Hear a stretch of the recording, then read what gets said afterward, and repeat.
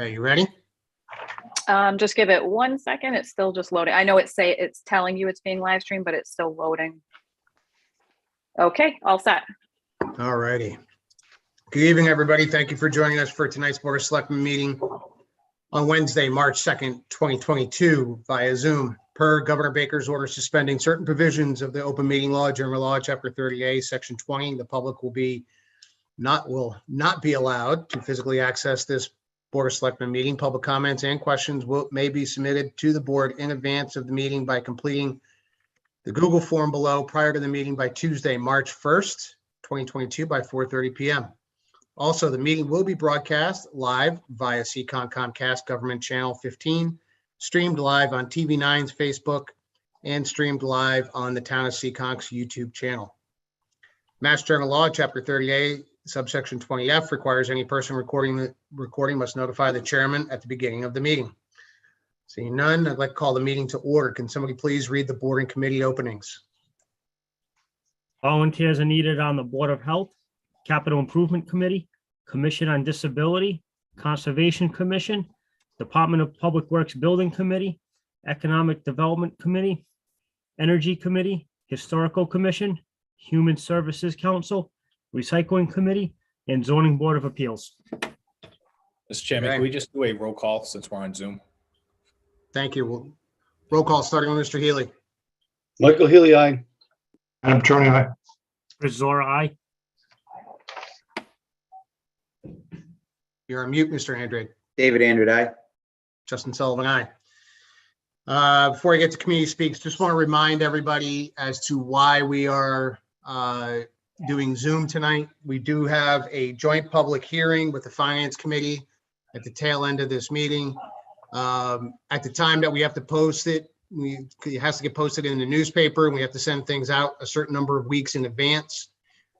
We had not made the decision to open up town hall and didn't have really a determination at that time as to when we were going to be going live again. So in order to do this public hearing in a timely fashion, because it is the time that it is expected that the town administrator presents his budget.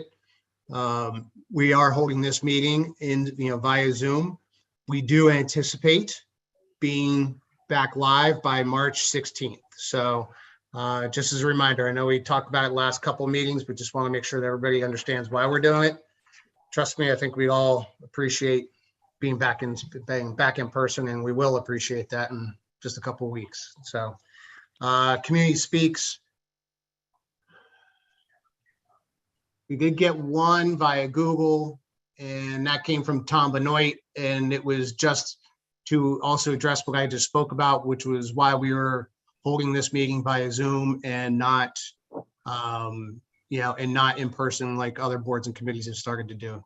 And that's again because it's a public hearing, like we have talked about the last couple of meetings. So, but okay. General business, item A, consider the conditional offer of employment of Jennifer Argo to the position of Finance Director. I'm going to go to Ms. Days. Yes, thank you. So just so I can kind of preemptively prepare everybody, just give me a few moments before we switch over to the next agenda item, just because I am trying to manage the meeting. So if there's a bit of a delay, that's the only reason. So good evening, Mr. Chairman, board members, Mr. Kadim. So I'm here before you tonight just to ask the board's consideration for a conditional offer of employment to Jennifer Argo as the Finance Director, Town Accountant. So before I give you a little background on Jennifer, I just wanted to kind of discuss the process with you. So the interview panel consisted of myself, Chris Testa, Chris DeFonts, who's the Treasurer Collector, Jill Brilliant, the school's Business Administrator, Joanna LaRue, who is the Finance Director for the City of Pawtucket, and Bruce Alexander, who's our current Finance Director. The interview with Jennifer Argo lasted approximately 55 minutes, consisted of 30 questions with some follow-up questions at the end. The questions that we asked allowed the panel to assess Jennifer's skill set and knowledge just in the town's form of government, procurement, liabilities, budget management, Department of Revenue reporting, forecasting, management, and leadership. And I'm sorry, before I continue, Miss Argo is on the meeting as well. I think I promoted her to panelist. Give me 1 second. Hard to do both. Doing a lot of things. So Mrs. Argo has experience in all of these areas. She exhibited her knowledge during the interview process. She has a bachelor's degree in accounting and a master's degree in management. She has been with the City of Fall River since 2012, and she was promoted from the position of audit grants manager to the city's auditor in 2017. She has passed the practical or accounting portion of the certified government accountant exam, which would be for her certification. And she'll be taking the legal portion in the next few weeks through, and this is a mouthful, the Massachusetts Municipal Auditors and Accountants Association. She's also enrolled in classes for the Massachusetts Certified Public Procurement Official. And as you probably saw by her resume, we're extremely fortunate to have an individual with a working knowledge of municipal finance and accounting and overall understanding of the other financial departments and processes, such as the treasurer, collector, and assessors. So Jennifer will have to pass a background check conducted by the Seekonk Police Department. She'll do the physical exam with drug screening and a Corey check. So at this time, I obviously asked through Mr. Kadim that the board offer Jennifer Argo a conditional offer of employment as the town's next finance director and town accountant. Mr. Chairman, my recommendation is as presented by the Assistant Town Administrator. Okay, thank you. Is there any discussion? Okay, seeing none, I'm going to ask, because we have special motions to read here, I'm going to ask Mr. Petronio as the clerk to read the motion. Thank you, through you, Mr. Chairman. Move that the Board of Selectmen appoint Jennifer Argo to the position of Finance Director, Town Accountant, subject to and conditioned upon her successful passage, as determined by the Town Administrator, of a pre-employment background and Corey check, physical examination, drug screening, and completion of all pre-employment paperwork. Second.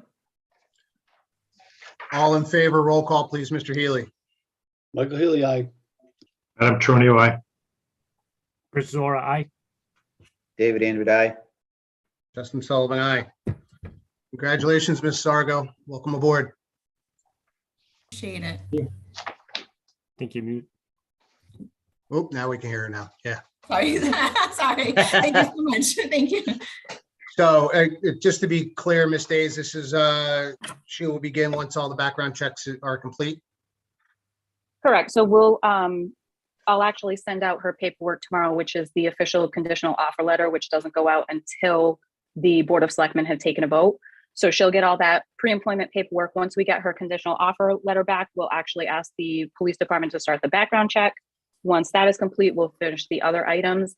And then it'll just be a matter of setting up a start date with Mrs. Argo and starting to work on the transition between her and Bruce Alexander. I anticipate, I did try to look out the timeline. I think that with all going well and assuming that the police department has the resources to dedicate to the background check, we should be able to give her a start date in April. I just don't know if that'll be towards the beginning or if it would be in the middle, depending on her schedule and the notice that she would have to give to her current employer. Very good. Thank you. Then, Well, Mr. hopefully you Chairman, guys- just so that the board is aware, obviously, Mr. Alexander is retiring at the end of the fiscal year, so the end of June. So that'll allow us to have a transition, at least a 2-month transition period, where Ms. Argo and Mr. Alexander can work closely together to transition the financial aspects of the town. Thank you. And And I'm thank sorry, you. Mr. Chairman, if I could too, I Yes. apologize. Just because we do have a couple individuals, I just want to thank the individuals that did help with the interview. We do have Chris DeFonts on the call. We have Bruce Alexander on the call. I'm not sure if Chris Testa is on, but Jill Brilliant is usually joined as well. And obviously Joanna LaRue, who was on loan from the city of Pawtucket. I just want to say thank you, because without them, I don't think that we would have had as successful as we did for an interview process. Agreed. And I think it's nice to have a resident with qualifications like Miss LaRue as well, and have that kind of diverse group, but very technical as well. So appreciate and thanks to all. And looking forward to a smooth transition from Mr. Alexander to you, Miss Argo. Yes, thank you. All right. Thank you. Good luck. Thank you. Bye. Okay, item B, consider the conditional offer of employment of Elizabeth Santoro to the position of third-class firefighter paramedic with the fire department. We have Chief on. I'm here. Okay. Chief, we got a number here, a number of, conditional offers here. Do you just want to talk about the group as a whole? And then we can kind of go Yeah, forward. I can. And Yeah, if I could, I could. I could say the bulk of it and then just touch on them individually if that's appropriate with you. Fair enough. Okay, so good evening, Mr. Kadeem, board.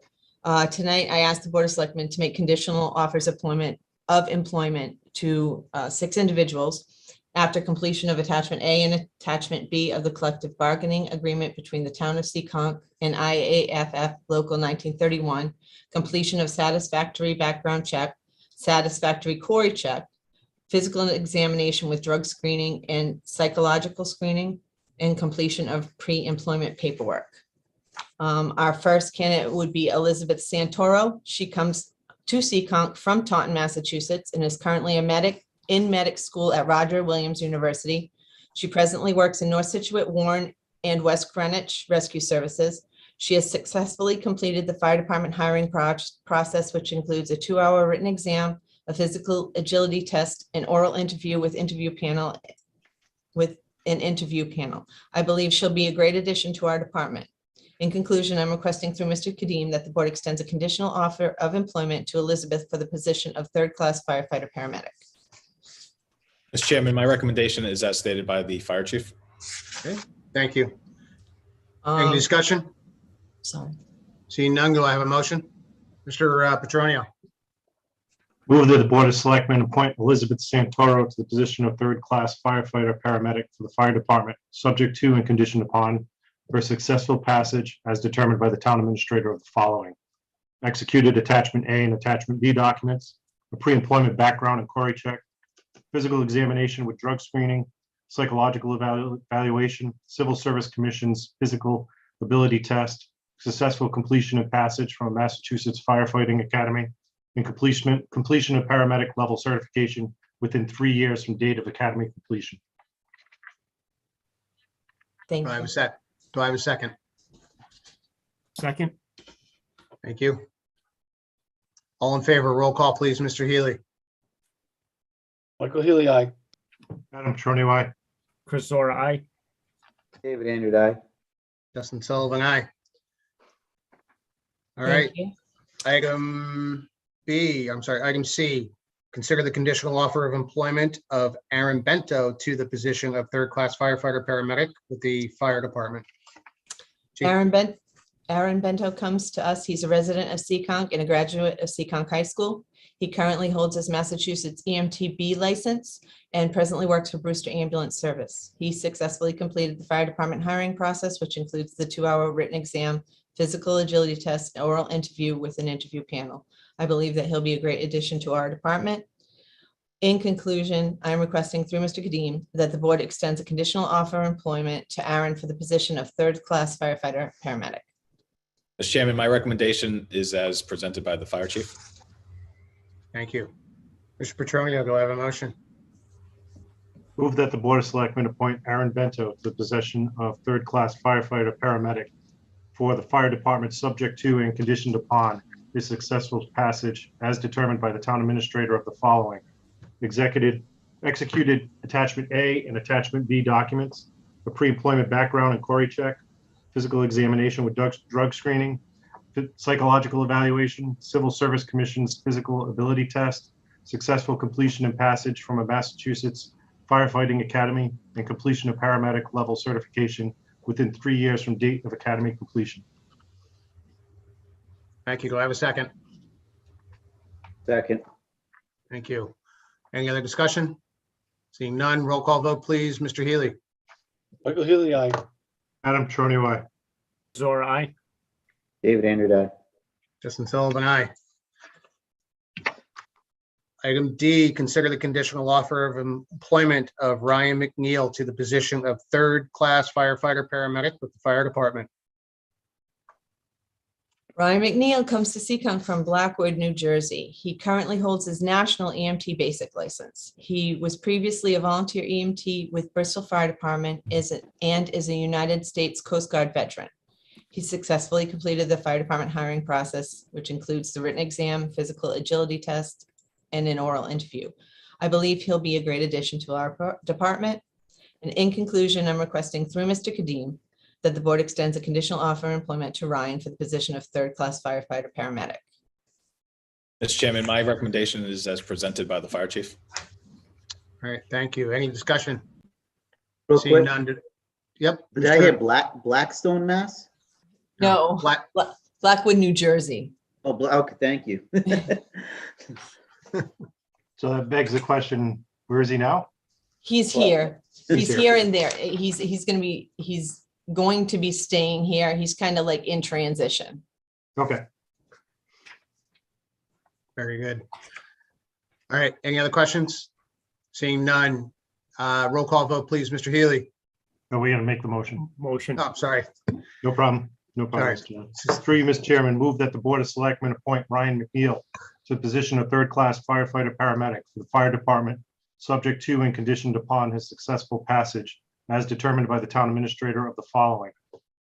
Execute attachment A and attachment B documents, a pre-employment background and query check, physical examination with drug screening, psychological evaluation, civil service commission's physical ability test, successful completion and passage from a Massachusetts firefighting academy, and completion of paramedic level certification within 3 years from date of academy completion. Do I have a second? Second, Chryzora, second. All right, thank you. Roll call, Mr. Healy. Michael Healy, aye. Adam Petroni, aye. Chryzora, aye. David Andrew, aye. Justin Sullivan, aye. Item E, consider the conditional offer of employment of Hayden Gallagher to the position of third-class firefighter paramedic with the fire department. Hayden Gallagher comes to Seekonk from Berkeley, Massachusetts. He currently holds his Massachusetts EMT basic license and presently works for Brewster Ambulance Service. He has successfully completed the fire department hiring process, which includes the written exam, physical agility test, and an oral interview with an interview panel. I believe he'll be a great addition to our department. In conclusion, I'm requesting through Mr. Kadim that the board extends a conditional offer of employment to Hayden for the position of third-class firefighter paramedic. Mr. Chairman, my recommendation is as presented by the fire chief. All right, thank you. Any discussion? Seeing none, Mr. Petronio. Move that the Board of Selectmen appoint Hayden Gallagher to the position of third-class firefighter paramedic for the fire department, subject to and conditioned upon a successful passage as determined by the town administrator of the following. Executed attachment A and attachment B documents, pre-employment background and query check, physical examination with drug screening, psychological evaluation, civil service commission's physical ability test, successful completion and passage from a Massachusetts firefighting academy, completion of paramedic level certification within 3 years from date of academy completion. Do I have a second? Chryzora, second. Thank you. Any other discussion? Seeing none, roll call, Mr. Healy. Michael Healy, aye. Adam Petroni, aye. Chryzora, aye. David Andrew, aye. Justin Sullivan, aye. Item F, consider the conditional offer of employment of Jake Treniso to the position of third-class firefighter paramedic with the fire department. Jake Treniso is a resident of Seekonk and a graduate of Seekonk High School and UMass Amherst. His father currently holds the rank of battalion chief in the Pawtucket Fire Department. He is certified as a National Registry EMT basic. He successfully completed the fire department hiring process, which includes a 2-hour written exam, physical agility test, and oral interview with an interview panel. I believe he'll be a great addition to our department. In conclusion, I'm requesting through Mr. Kadim that the board extends a conditional offer of employment to Jake for the position of third-class firefighter paramedic. Mr. Chairman, my recommendation is as presented by the fire chief. Okay, thank you. Any discussion? Seeing none, Mr. Petronio.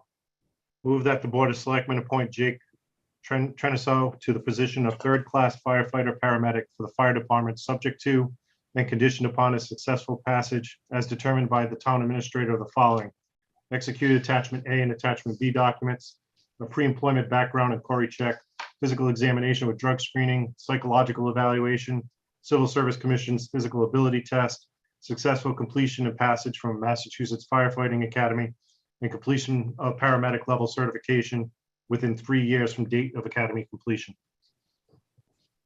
Thank you. Do I have a second? Brazora, second. Any other discussion? Seeing none. Mr. Healy, Michael Healy, aye. Attorney, aye. Brazora, aye. David Andrew, aye. Justin Sullivan, aye. Item G, consider the conditional offer of employment of Justin Lupone to the position of third-class firefighter paramedic with the fire department. Justin Lupone comes to Seekonk from Carver, Massachusetts. He currently holds his Massachusetts EMT basic license. He coaches CrossFit and football at Seaside Athletic Performance, track and field at Wareham High School, and football at Plymouth North High School.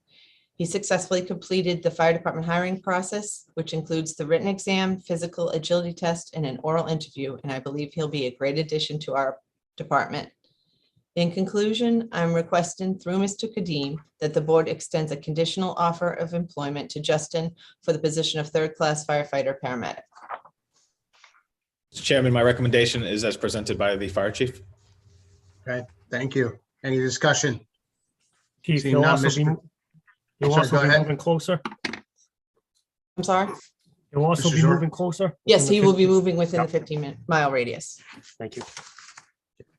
All right, Mr. Petronio, Move that the Board of Selectmen appoint Justin Lupone to the position of third-class firefighter paramedic for the fire department, subject to and conditioned upon his successful passage as determined by the town administrator of the following: executed attachment A and attachment B documents, pre-employment background and query check, physical examination with drug screening, psychological evaluation, Civil Service Commission's physical ability test, successful completion and passage from a Massachusetts Firefighting Academy, and completion of paramedic level certification within 3 years from date of academy completion. thank you. Do I have a second? Brazora, second. Any other discussion? Seeing none, Mr. Healy, Michael Healy, aye. Adam Petronio, aye. Brazora, aye. David Andrew, aye. Justin Sullivan, aye. Gentlemen, thank you very much. Appreciate it. Good luck. Stay safe. Appreciate it. Looking forward to having you guys get on board. Thank you Nice very to much. see EMT basic. And I shouldn't say just gentlemen, and Miss Santoro as well. There you go. Thank you, gentlemen. Sorry, thank you.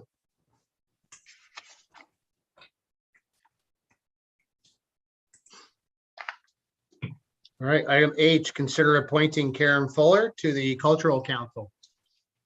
Mr. Chairman, I had the opportunity to meet with Ms. Fuller. We had a great conversation and discussion about the arts and her passion for the arts and the town of Seekonk. I think she'd be a great fit for the Cultural Council. And we're honored to have her volunteer her time and services to be on that board. So my recommendation to the board is that we appoint Karen Fuller to the Cultural Council. Okay, thank you. Do I have any questions? Any discussion? Thank you for stepping up. Yes, Appreciate it. thank you, Ms. Fuller. I see that you had years of nonprofit board management. I'm just curious. What nonprofit? I'm just curious. Hi. How you doing? I work at a nonprofit. For the past Yep. 25 years, I've been involved as the director of, most recently, director of philanthropy at the Rhode Island Community Food Bank. But I've held volunteer positions with a number of networking organizations and also as the founding board member of an organization called Girls on the Run. Oh, excellent. Very Well, good. glad that you're stepping forward, and I think you'll be an excellent addition, Ms. Fuller. Thank you very much for your I'm time. grateful for the appointment and excited to participate. Excellent. Thank you. Do I have a motion? I motion to appoint Ms. Fuller to the Cultural Council as submitted. Brazora, second. Thank you. Roll call, Mr. Healy, Michael Healy, aye. Adam Petronio, aye. Brazora, aye. David Andrew, aye. Justin Sullivan, aye. Thank you, Ms. Fuller. Great, thank you so much.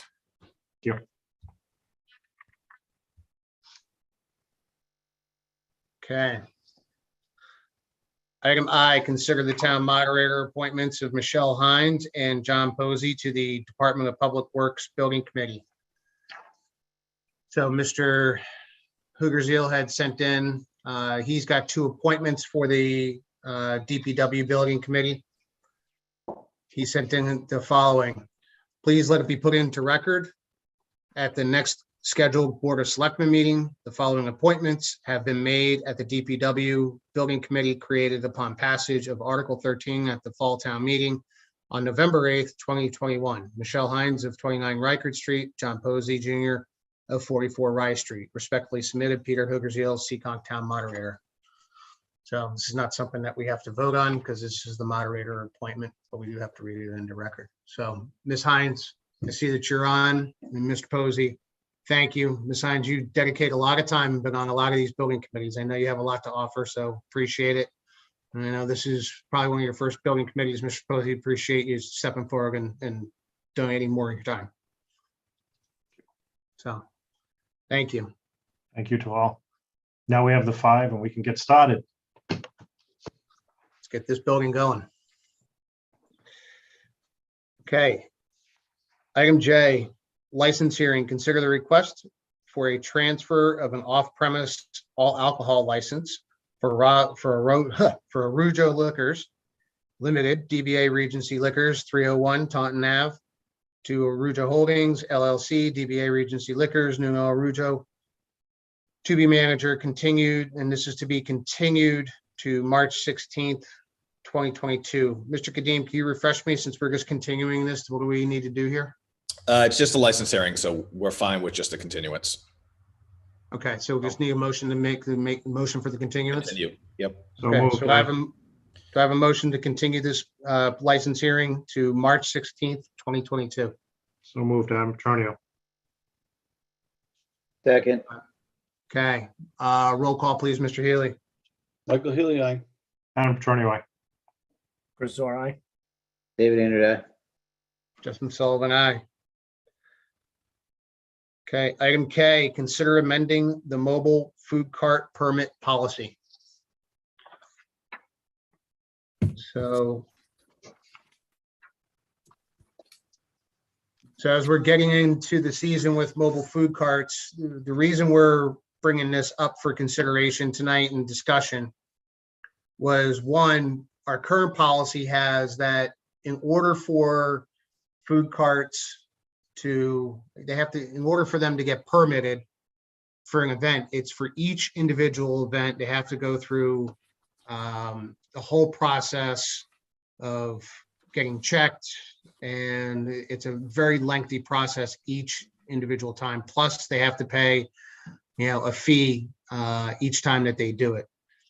As a result, the demand for food carts and mobile food carts here in town has been going up, but the process in its own has been cumbersome and been prohibitive. So it has caused some issues, and we've certainly heard from residents and organizations that have been trying to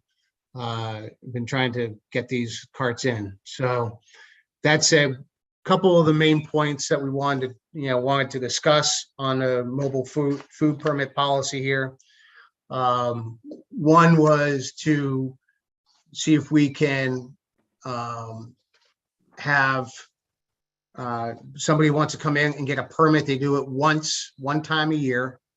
So they want to come in now, then that's fine. And then all they would essentially have to do, they would pay their fees. They would go through all their checks through Board of Health, through fire, through whatever. But then all they would have to do going forward is just to submit an event application form just to get the approval from the board, but they wouldn't have to go through getting all the checks from Board of Health, from fire department, and from everybody else in between. So it just streamlines the process. And generally speaking, I know we're going to be taking on fees next week, so I don't want to get lost in it too much, because we can have that discussion as to whether the fees or what the new proposed fees are going to be. But I think just in the interest of trying to keep it easy for the event organizers as well as the mobile food carts, this was one of the things we wanted to take under consideration. It really wouldn't change anything else in terms of where you can, have a food cart and what's permitted and everything like that. It's just really kind of streamlining the process. Along with that would also be considered, do you want to limit the annual permits, or do you want to limit the number of events per permit? So those are just other considerations to be put out there, but certainly wanted to present this to you all and have you guys, have a discussion and decide how we wanted to amend it and if you wanted to at all. So I'll open the floor. So, if you don't mind, Yep. I think I was the only board member that was around when this policy was put in place. Chris, I don't know if you were on the board at that time or not. But obviously Mr. Kadim was there too. When the whole policy was put in place, the reasoning behind it was to make sure to protect our local businesses, right? And to have it be event specific and everything else. I'm on board with the language that's in here, with at least trying to streamline the process for one yearly application with all those checks, and then just having an amendment. I do have a question on the first page where it says, it is the responsibility of the licensee to file a location amendment application to be approved by the board through its town administrator. Is that meant to say that the application would be going to the town administrator for approval or that received by him and then coming to us? No, so what we're looking to do is if somebody would come in for a yearly permit, they would obviously identify specific locations if they had it at the time. So we have somebody who comes before us on a yearly basis on the next agenda item. So Mr. Spaulding, he always has his food cart outside of the Speedway. So the intent with that language is, since we would issue a yearly license to him, if he then decides that he's going to go to another event, whether it be, even if it's a town event, pumpkin something, as opposed to going through the process again, he would just have to file an amendment with our office. So it would be through the Board of Selectmen, but reviewed by me to really kind of streamline it, just to make sure that we're monitoring the location. And I think this also helps to kind of create a buffer for other events that we might not be privy to as well. I know sometimes we get those car shows in the various parking lots. So if we see an application process come through there, that will help us to identify and say, hey, listen, we see a car show that's also going to be coming up, but we haven't received any permits. We haven't received anything from public safety in terms of something along those lines. But this would also just kind of streamline the additional locations if the permit yearly license was already granted by the Board of Selectmen. Okay. Are there other questions?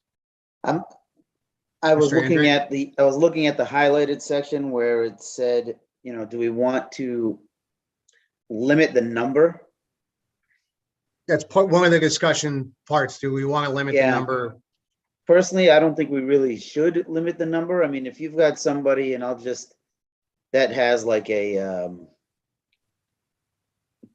pig roast truck, for instance, right? I mean, that business is to cater, and now you're telling residents you can't go hot. You want a pig roast for your party, the neighborhood block party, and well, that guy's only allowed four licenses a year or 4 events a year. So sorry, you can't have them. That's just my take. I don't know how we're. Well, I would agree with that. I personally am not in favor of limits on events and limits on the permits because, as a little background, and when I had a conversation with the office today, they had identified that we typically only get, 4 or 5, but, that will actually fill these kinds of things out, and it becomes very prohibitive when we go through. So it's if we start putting limits on it, then I think it just becomes more restrictive. We want to try to lure more people in and try to drive a little bit more business. I do have a follow-on question through, if you're all set, Mr. Mr. Andrews. Petronio. Yep. All right, through you, Mr. Chairman. So rather than limiting a number of licenses, is there a footprint restriction, such as in a particular parking lot, if they want to have a number of vendors, how many are allowed per square footage or something like that? Is that something that we would want to discuss and consider? I can't think of any current events other than the Speedway's flea market that may fall under that, or if, say, a fair comes in, or somebody decides in the front of, say, I don't know, Fantasyland, the old Fantasyland. I can't say Fantasyland anymore because it's not that, but and they want to utilize that parking lot area to put in a number of vendors that are mobile food cart sellers. How many could theoretically and reasonably be expected to fit in that footprint without causing any undue, stress to the streamlined system? I'm trying to play a little devil's advocate so that we don't break it before it even starts.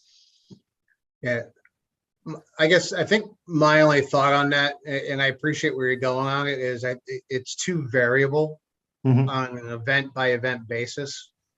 So if we were, let's just say we're talking outside of the Speedway, right, which can hold as many of the food trucks as they can.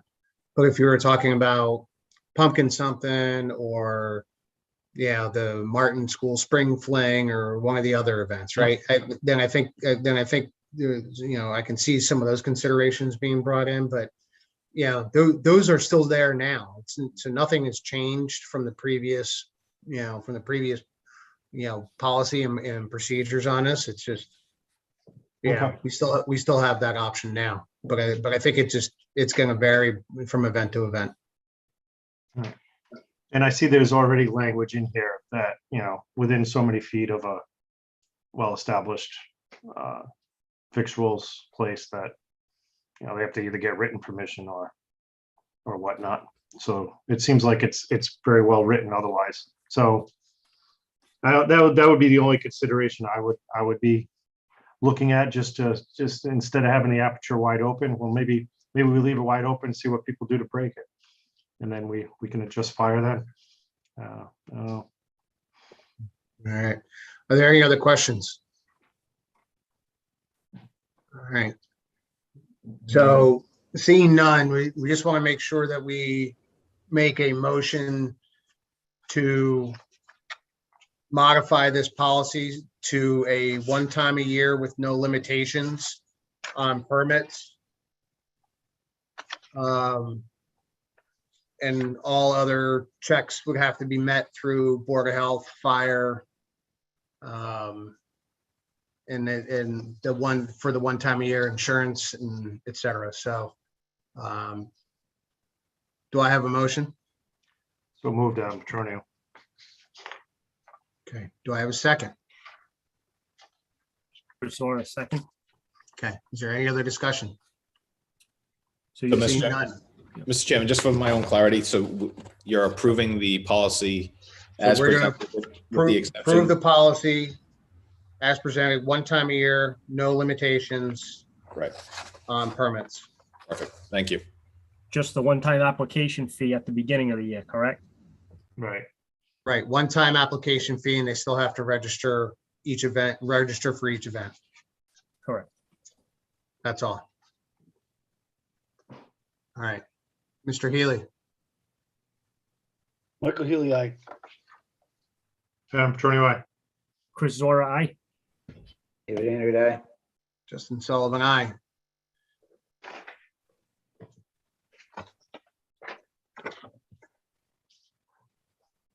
Okay. So it's listed wrong here, so, okay. No. So we're gonna change this license hearing. So our items are a little out of order here, so we'll get this. License hearing, consider the request for a mobile food cart permit for Timothy Spalding to sell food at Seekonk Speedway Flea Market, 1782 Fall River Ave. Mr. Spalding, Yes, how you doing? good, how are you? Very good. So this is kind of your annual, correct? That is correct. All right. So the new policy that just got approved, you would obviously have the option, to submit the one-time permit. So, you'll have that. You can go and take care of the balance and all that stuff. Miss Testa in the office would be able to help you out. Okay. Yeah, hopefully that process works for you. I have one question is, Yes. when I was talking to the police department about the fingerprinting, which I do every year. Now, when I was talking to them, they said they keep all that on file. So all these years that I've been doing it, I have to do it every year. Will that still be the same when I go do it next year? Or will that be, they just say, hey, we got it on record, I just get signed off? No, we're not making changes to any other process except the application process. Okay. So if the police department wants to change that process or update it with us, they can bring that to the town administrator and to bring to us for consideration. Okay. So, Mr. Chairman, if you would like, I could comment a little bit on the fingerprinting process and the logic behind having it done on every application. Believe it or not, your fingerprints fade over time. And they do that for a number of reasons besides just, getting your fingerprints to, that you with the one time, so it's on record. It's to validate your identity. Okay. Yeah. okay, thank you. Are there any other questions for Mr. Spalding? Seeing none, do I have a motion to approve the mobile food cart permit? So moved, Antonio. Second. David Andrew. Roll call, Mr. Healy. Michael Healy, aye. Adam Petroni, aye. Chris Zora, aye. David Andrew, aye. Justin Sullivan, aye. Thank you, Mr. Spalding. Good luck this season. Thank you very much.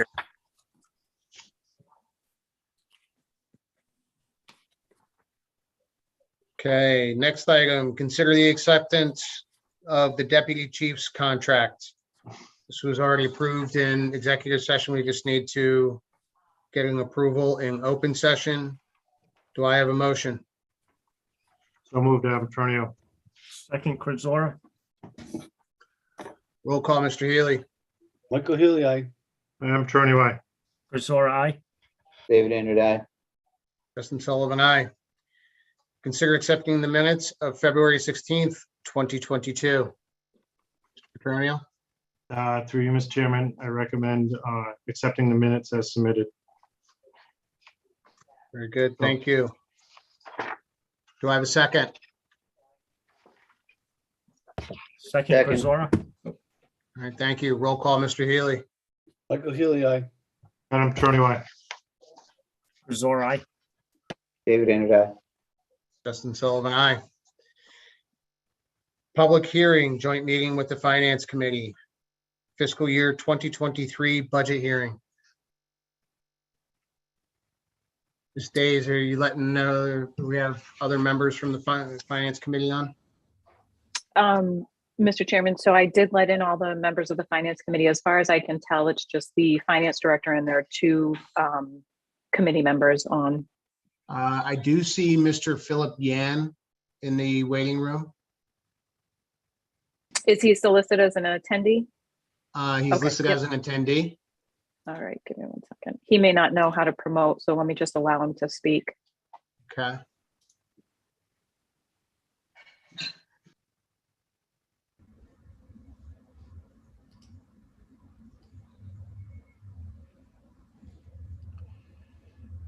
So, all right, Mr. Salisbury, it doesn't look like you guys have a quorum, so I don't think you have to open up a meeting here. No, I think you're right, Mr. Chairman. Thank you.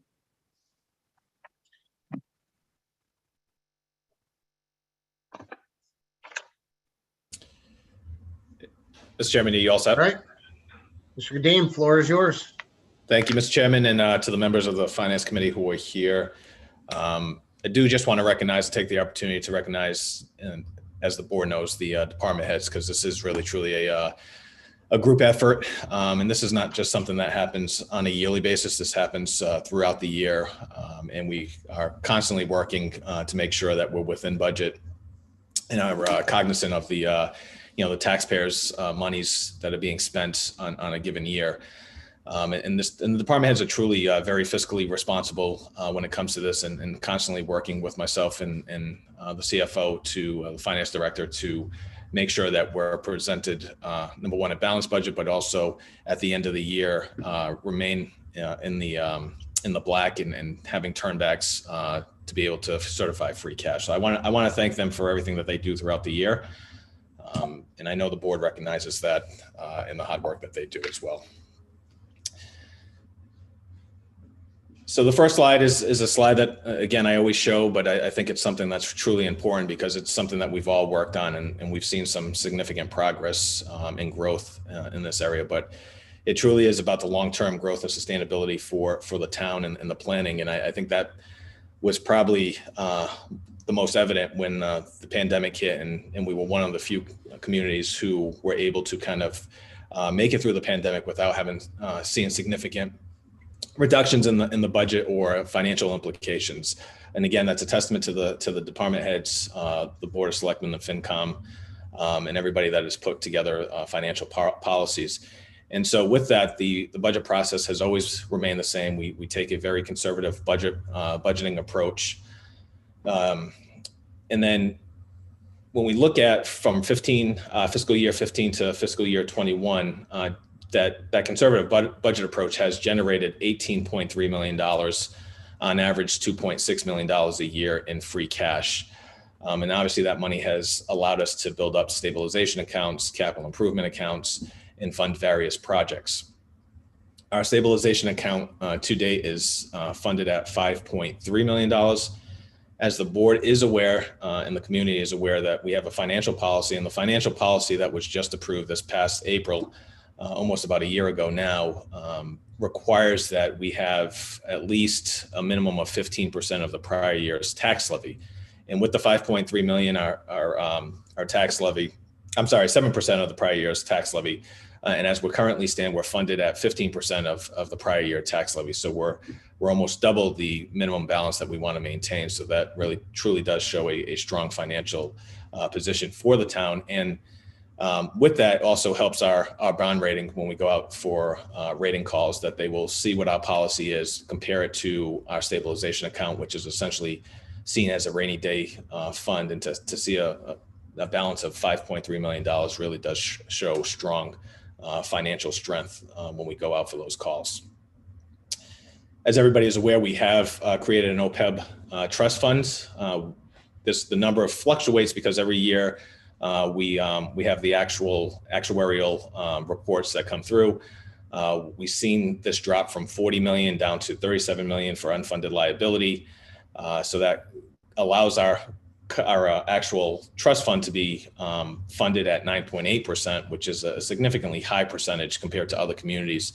So we continue to put money aside, and as we get the free cash, fund the OPEB trust fund and minimize that unfunded liability. So at some point, the state is going to mandate, and I anticipate that once all the pension funds are fully funded throughout the state will then turn its attention to the OPEB and start forcing communities to have a funding schedule to get fully funded by a certain point.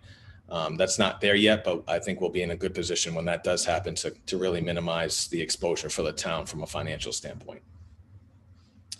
And again, as we always do with the budget, we limit the use of free cash and other one-time monies, and we don't utilize those one-time monies to build the operating budget to ensure that we're not creating any type of structural deficits. Our budget assumptions, new growth budgeted at $500,000. We were right on target, as the board is aware, for our projections last year, which was at $500,000, and it came in at $517,000. We're going to the tax levy of the 2.5%, which was voted on by the quad board meeting, at the quad board meeting. Again, very conservative assumption with the local receipts. We're starting to just get back to those pre-pandemic numbers. So we're really finally seeing our local receipts get to those numbers. General unrestricted local aid in Chapter 70 numbers are based on the governor's budget. That's the only numbers that we currently have. At the legislative level, we typically don't see any real numbers or votes on the budget until late June, early July time period. So this is really truly going into town meeting, the numbers that we will see. Adjustments will be made once we see what the final budget number is coming from the legislative branch. Payroll this year is based on 52.2 weeks. And then in terms of collective bargaining agreements, we have the library, police, fire, and dispatch who have either expiring contracts or contracts that have already expired and that we're either in negotiations or will be beginning negotiations on a successor agreement. So those units do not have any salary adjustments built into this budget, which is typical on any given budget year.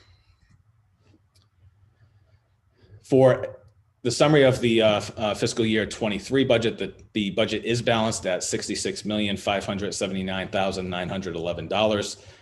That reflects a 4.95% increase over fiscal year 22. Of that 66.5 million, the general fund accounts for $65,231,167. General government is $17.8 million. Education, which is the largest portion of our budget, is $32.2 million. That number includes Seekonk Public Schools, as well as Tri-County and Bristol Aggie. And then we see fixed costs and debt services. That number is coming in at $15 million. Then we have the Sanitation Enterprise Fund coming in at $1,348,744. That reflects a 6% increase, and I'll get into what that increase reflects later on in the slides.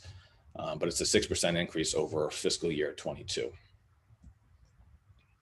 In terms of revenue, our state aid, we're seeing state aid of $8.7 million. Again, that's the governor's numbers. Unrestricted local aid coming in just under $1.5 million. That's only a $10,000 increase. That's the aid that we get on our side. The Chapter 70 money, or the educational monies, revenues coming in at $7.2 million. That's a $431,000 increase over fiscal year 22. Our tax levy, the prior base year was 46 million. We had, with a 2.5% increase, that's going to generate just under $1.2 million. Our estimated new growth, which I talked about in the during the budget assumptions, 500,000.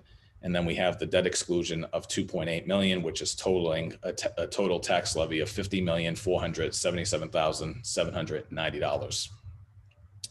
Our local receipts, as I mentioned, are finally getting back to pre-pandemic levels. So even though it's coming to 12.98%, it really is pretty much equal to the FY20 local receipts that we've seen. So the big increase here is obviously the meals tax and the hotel tax that we're seeing bounce back.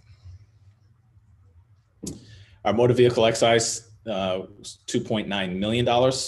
Other revenue sources, $1.8 million. Again, no use of free cash. Our ambulance receipts is accounting for just over $1 million of that 1.8. Overlay surplus, which is the money coming back from the assessor's office for abatements that were not used, is $450,000. And then we've got other revenue sources of $367,378.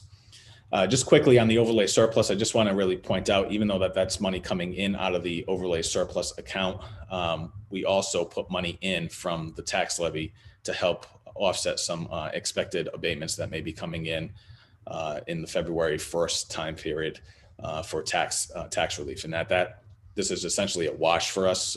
So we're relieving $450,000 of prior year monies and putting in another $450,000 from the tax levy for this fiscal year to cover any potential abatements in the future. This chart really is just to really kind of paint the picture of where our revenue is coming from. So other sources representing 7%, our local receipts representing 4%, real estate really being our big revenue number is 75%. Chapter 70 state aid is 11%, and then the state aid, unrestricted local aid. Sorry, I hit a wrong button here. State aid, unrestricted local aid is at 2%. And this is just a quick synopsis of the departmental budgets. General government, $3.2 million. That's a 9.77% increase. Legal costs, 0 increase, level funded from last fiscal year. Public safety, $10.6 million. That's a 3.47% increase. Education coming in at 32.3 million. It's a 2.85% increase. DPW, 8.47% increase at 1.8 million. Other environmental services, which is conservation, a budget of 139,000, coming in at close to 40%. Human services, $685,000, coming in at close to a 6% increase. Culture and recreation, which is the library and parks and recs, just under $1.2 million for a 0.32% increase. Debt and interest, $2.9 million at a close to 30% increase. Other fixed costs, $12.1 million, 5.5% increase. And then sanitation enterprise fund, what I mentioned earlier, was a 6% increase. I will just note that when you start looking at the percentages, especially with some of the smaller departments, when you have a $500 increase in expenses or a $1,000 increase in expenses, that really drives the number a little bit higher. So some of these, like for example, other environmental services, a 39% increase. It's due to the fact that it's such a low budget number. And I will say that when we start going through this, at least on the town side and the general government side, our budgets are very, very lean. We continue to make sure and maintain that we have lean budgets in terms of expenses and salaries, and that we're constantly looking at every single line item to see if there's any way to create additional efficiencies or really reduce any unnecessary costs or reallocate costs elsewhere if we're adding new expenses to any budgets.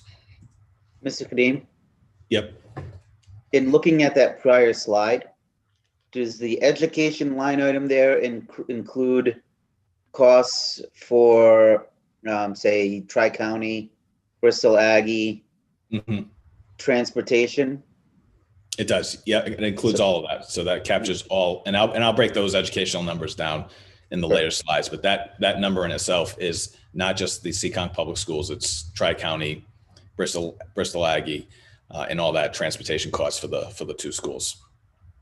Now, how about for our own schools? Yeah, so their number, for our schools, we give them an appropriation. They have a budget, so that they'll have their transportation numbers in there as well.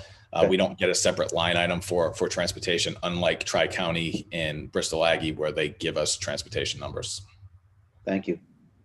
So because the regional schools give us an assessment, we actually appropriate funding for the Seekonk Public Schools.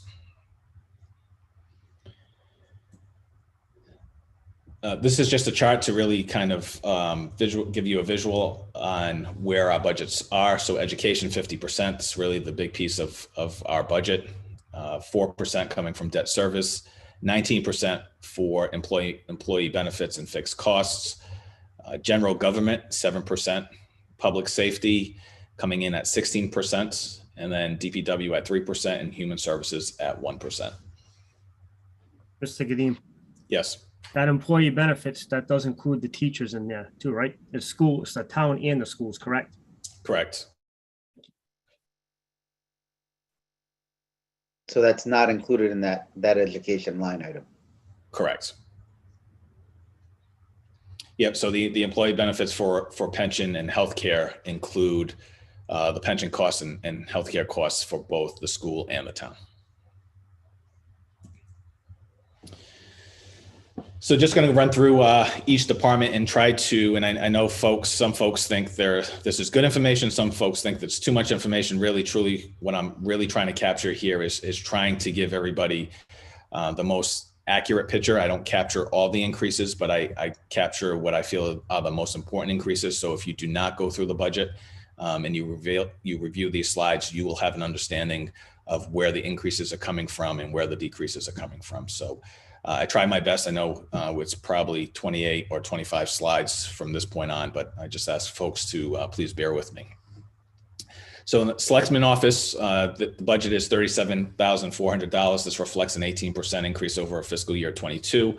And really the only increase here against, and this is what we're talking about being small budgets, the 18% is really just an increase of $5,000 to the line item of other initiatives. And this is really to cover the additional costs for TV9. As the board is aware, we're having and asking other boards and committees to really have TV9 publicize their meetings. So with that comes a cost, and that cost is always taken out of the Selectman's office. And then some other initiatives for residents. The most recent one is the tree lighting. We want to continue to expand that. We felt it was a very well attended, and we got a lot of great feedback for that. So to help to continue to grow that, we put an additional $5,000 in to cover all these additional costs. The town administrator's office, $448,451.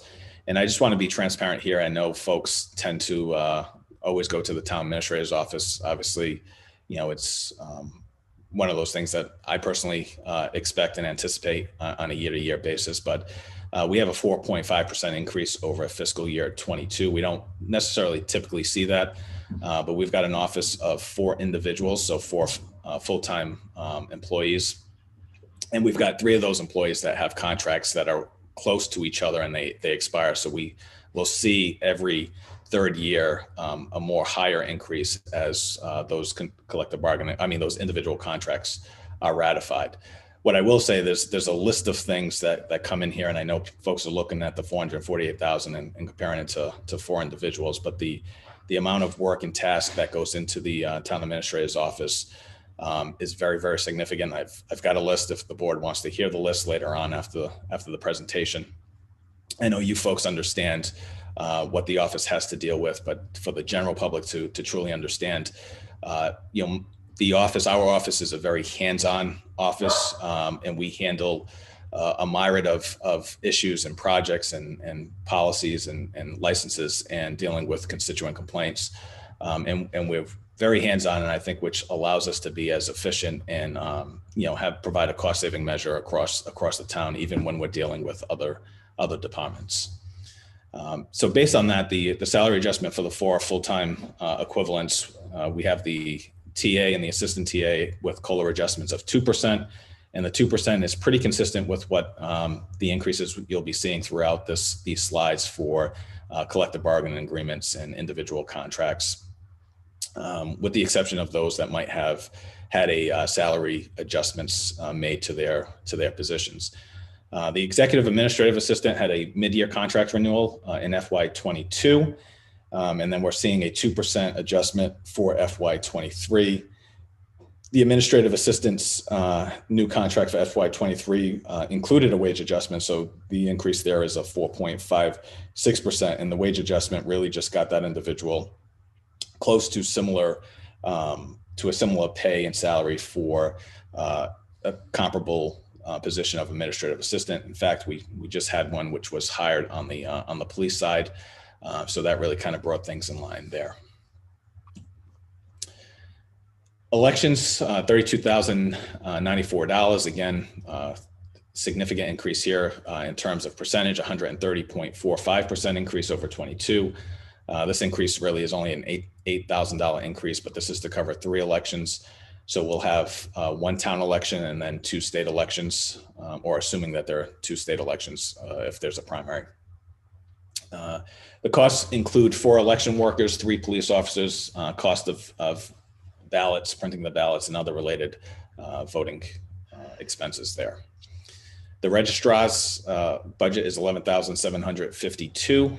This reflects a 7.7% increase.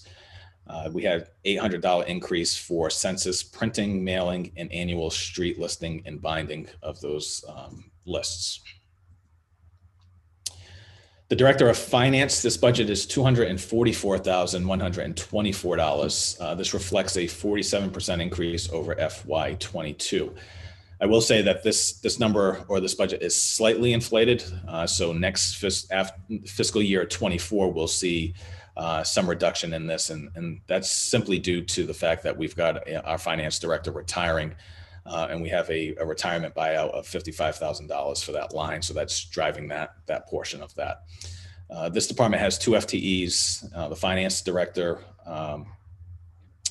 salary was adjusted as we went out for recruitment to $110,000 for that position. 95% of the salary is covered in the general fund, and then 5% is charged directly to the sanitation enterprise fund, as opposed to being part of the indirect cost. We charge the 5% of the salary directly there.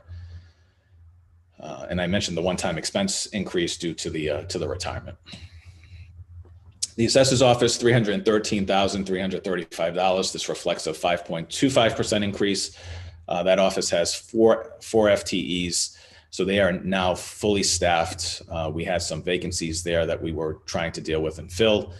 So we're fully staffed. We had contractual adjustments for the clerical unit coming in at 2.25%. And so we also had some step increases and longevities increases there for some of the clerical unit employees. Contractual adjustments for the supervisors units. We have 2 individuals in that unit, 2% cost of living adjustment, step increases, and longevity. We had a $1,200 increase for contractual clothing allowance line item, $1,500 increase for conferences and seminars. And this increase really is to get the assessor and the assistant assessor some additional training that hasn't been provided to them in years past. So a little bit more professional development as we have 2 new employees in those positions. And then we also reduced the personal property services line item down by $4,000. So this will allow RRC to come in and do our personal property valuations and assist with those valuations with the assessor's office. Treasurer's office, $203,438. This reflects a 3% increase. Contractual increases, again, clerical unit 2.25%, supervisor's unit 2%. Treasurer's salary here, 50% charged to the collector's budget. So when we get to that slide, 50% of her salary will be in that budget as well. Our tax title, we were actually reduced this by $10,000, so that reflects a 20% decrease. And this really goes kudos to Chris DeFonts and her team and staff over in the Treasurer's office for being very aggressive with tax title collection. As I mentioned before, we went out for an auction on the tax title property that we have acquired. They continue to do a phenomenal job, and we've been since I've been here in 2014, had increased the budget about $10,000 each year to really try to catch up, and we've caught up, and they've done a phenomenal job on that. Town clerk's office is $148,580. This reflects a 4.5% increase over fiscal year 22. We have a contractual adjustment for the supervisor unit, which is 1 individual, 2% adjustment there. And she also has a longevity. The town clerk has put in a request to have a salary adjustment for her position of $6,365. So we built that into the budget, and that's part of that 4.5% increase. This will require, as it always does for the town clerk, approval at town meeting, as she's an elected official. So she will have a separate warrant article for her salary there, but we have built that into the operating budget. The Management Information System, or MIS, as it is commonly referred to, is $339,506. We see a 2.8% increase here. We had a reduction in services for software of $7,400, but we saw increases of $8,800 to services tech, which will cover our website, Energov, which is our online permitting, ExecuTime, which is our online time card system. Services software increased by $7,800 as well. Software, and this is really truly the munis costs that we see year over year. They have pretty significant, anywhere from 5 to 8% increases year over year on the munis software, which is our financial system. The Zoning Board of Appeals, their budget is $53,321, 4% increase. Really just contractual adjustments in that department. Planning Board, $150,781, 37% increase here. So we've got the typical contractual increases that I've been mentioning. What we're also seeing here is $24,000 increase in the roll-up effect for the FY22 mid-year hire of the part-time employee going to the full-time clerical position. So just to remind the board, we had a full-time clerical position that was split between conservation and planning. We added the full-time position, so the person who was holding that is going to go full-time into conservation, and we just posted and filled the position for a full-time clerical person in planning board. So that's what we're seeing here. We have a $13,000 increase for planning board stipends, which was approved at last town meeting. That was not built into last year's budget. So we see a little bit of an increase here as well for a catch up. And then we've got a $1,500 increase for third-party consultant plan reviews. The building operation, $765,607. That's a 9% increase. And this is for building maintenance and repair lines that needed to be adjusted. We have adjustments that were made to electric and gas lines for all municipal buildings. There's somewhat of a concerning trend, and we're not quite sure what's going on. So I just want to bring it to the board's attention. We had a very large increase in the public safety electric building account to the tune of $20,000. And when you go back to FY21, we had increased it by $5,000 to make the adjustment. So over a 2-year period, we're seeing a $25,000 increase. And we've sat down to try to see if it really truly is just pricing that's coming in, but it's not really. We weren't really able to capture whether that was the only reason for it, or if there were any changes. The heat was down. We had some temporary heating in there, but the cost that we're seeing, or the increase in the expenses that we're anticipating of $20,000 is pretty significant, which is all based on actuals. So we're working with Mr. Cabral, Mr. Alexander, to do an audit of the electric in the public safety building to see if this truly is the increase based on rates going up and usage. But we're not seeing anything significant that would suggest that there should be that type of increase in terms of change to the use of that building. So we'll keep the board aware, but for budgeting purposes, we did increase that account by $20,000. Then we also added $10,000 for added playground maintenance and upkeep to the playground outside of Town Hall. Town Hall expense, that budget is $152,090. This reflects a 20% increase. We had a $30,000 increase for professional development. And this was something we're really trying to focus in on and get more professional development for all our department heads and employees. And we've slowly increase this line, but as we have more of a demand for, especially with new employees coming on, to really kind of get them the development and training that they need. This includes mandatory trainings and recertifications that current employees hold, but some of the trainings that we're looking at sending folks to get certified as procurement officers, even if they don't get certification, they've taken the class so that they understand it. Currently, we have our superintendent, assistant superintendent of DPW going through that process.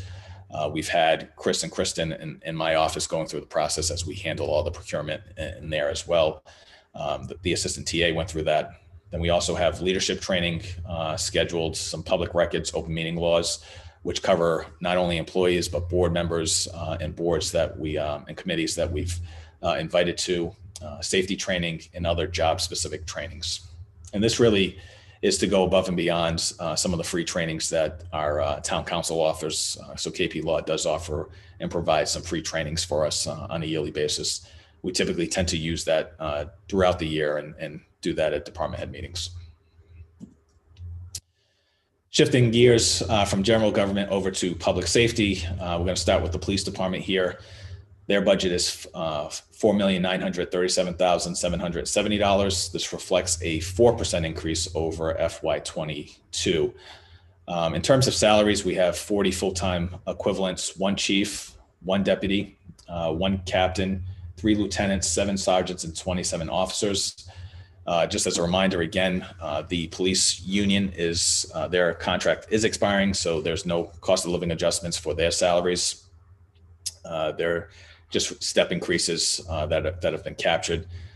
Contractual adjustments for the chief, deputy chief, and technical administrative assistant and executive administrative assistant have been included. The chief and deputy chief have individual contracts. The technical administrative assistant is in the dispatch unit, and then the executive administrative assistant used to be in a union, is now an individual employment contract. We have a $5,000 increase for detective overtime, and this $5,000 increase really is dedicated to the detectives being able to conduct the evidence in drug room audits and destruction.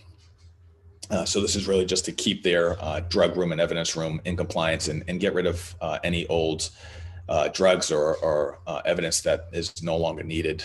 So they'll be needing that for overtime to work with the court systems to do the destruction of those files. For vacation, we saw a vacation increase, and that was for vacation replacement due to adding a vacation day per the collective bargaining agreement. We had a $20,000 increase for a community engagement line for the police department, and that was for the National Night Out and Citizens Academy. So we want to continue those two programs and fund them accordingly. We had a $5,000 increase in PD training salaries, and this covers training for special officers, and the training there is 480 hours for 6 officers, and there's also new requirements that our specialists have to have full academy. So there's also some additional costs associated with getting them through what they call a bridge academy, and plus any in-house training of the specialists that would be required as part of their service as special officers. We have a $3,000 increase for services for pre-employment, and that's to cover 3 academy recruits that we have. $6,500 increase in software for increased cost to licensing agreements. And then we have a $15,000 increase for motor fuel. And that's all based on trend analysis on actuals. Moving over to public safety communications, the budget is $1,030,515. This reflects a 10% increase over 22. It's a 2% contractual increase for the director of communications, and then contractual increase of $1 to the lead dispatcher and dispatch emergency specialists. There is also a roll-up effect on a mid-year hire for the dispatch emergency specialist, which we just filled. We have union step increases, and here we have no COLA adjustments due to the expiring 2-year contracts for dispatch. We've got a $5,000 increase in overtime due to contractual salary rate increases, $1,000 increase in shift differential, and that was contractual as well. That went from $1.50 to $1.75. $12,000 increase in radio maintenance line to cover Cybercom's service agreement. $8,000 increase in the phone line to cover increased costs for service agreements, Comcast related and other phone data increases there. We have a $5,000 increase in dispatch equipment replacement. And just as a talking point here, the 911 grant covers 16 hours per person of state approved training as well as APCO membership. So while we budget 100% of these costs, we do get reimbursements. So I'm assuming that we get these 911 grants, the public safety communication always has turnbacks, which go to free cash because of that grant that covers some of the budgeted expenses. Fire department, $3,970,318. It's a 2% increase. The staffing levels here is a 40 FTE. 1 chief, 1 deputy, 2 captains, 8 lieutenants, 28 firefighters. Contractual adjustments for the chief and senior secretary as the individual contract and union contracts there. No COLA adjustments for the fire union. Their contract is expiring, so we're starting to begin the discussions for a successor agreement. And I'm sorry. The slide was actually supposed to be deleted. That 2-year collective bargaining expiring in FY23 was really for dispatch, not for fire. $40,000 increase in OT to cover staffing shortages. We have 6 vacancies, as the board is aware. We had a $500 increase for fire inspection stipends to cover the second captain. And then $5,200 increase in services to vehicle. That was due to an anticipated 8% increase in services related to the cost associated with vehicle repairs. We had a $3,500 increase to services contracts to cover increased costs for license agreements. And this covers things such as our Prodigy, Stryker, LabTech, which is our scheduling system, and Zoll Medical and other service contracts. Staying on public safety, we've got the forestry expense. It's $65,000, reflects a 30% increase, and this is just going to provide $15,000 more for additional tree removal. Dave Cabral has done a phenomenal job working with this budget, trying to remove hazardous trees. He continues to do that. His list continues to grow with trees that are dead and creating hazardous over the public ways. So we've increased that by $15,000. The building inspector's budget is $261,066. This reflects a 5% increase over 22. We've got contractual agreements for a clerical unit individual of 2.25%, and then 2 contractual adjustments for the supervisor's unit at 2%, which include step increases. We also have a CBA requirement of $1,200 for clothing allowance. The gas inspector budget is $10,000. That was an increase of 16%. This increase is based on trends for the gas inspections and plan reviews, which is a good thing. So we do $35 per inspection. So that really is covering the cost associated with the number of permits that we're seeing in new building projects that are coming forward. Animal control. Their budget is $249,699. This reflects a 7% decrease, and this is due to, we have Sharon Hall, who the board has just approved at their prior meeting, the retirement. She'll be retiring at the end of this week. So we'll be moving that position from an animal control officer to an assistant animal control officer. So that would leave us staffing of 4.5. So 1 animal control officer, 2 assistant animal control officers, 1 full-time kennel worker, and then 1 part-time kennel worker. Contractual adjustments were made at 2% and step increases for this unit. And then animal control officer retirement, which I just spoke about. That change going from the ACO to an assistant ACO will save us $22,000 in the budget.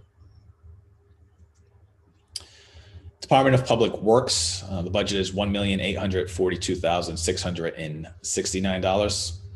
This reflects an 8% increase. Staffing levels here are 1 superintendent, 1 assistant superintendent, 2 clerical, 4 foremen, 5 operators, 1 mechanic, 9 drivers, laborers, and then 1 facilities maintenance.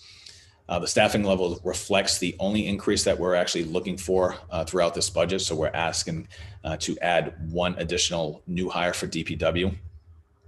And it's really over a 3-year period. And talking with Mr. Cabral and Mr. Olobri about his operations and the needs that are coming up with the various properties that we've been acquiring and the demands on his department, looking over a 3-year period, it would seem that we would need to be in a good position to really kind of manage all of our facilities and all the properties that we've recently acquired for new positions. And so what we're looking to do over the 3-year period is add 1 new driver or laborer to the FY23 budget, and then 1 new driver or laborer in 24, and then add 2 new positions in FY25. Outside of that, it's just contractual adjustments for the superintendent and the assistant superintendent at 2%, and then contractual adjustments for the DPW unit at 1.7%, which includes COLA adjustments and step increases and longevity as well. Continuing on with Public Works, we've got a $10,000 increase in overtime to cover maintenance of the newly acquired land. The big piece there is the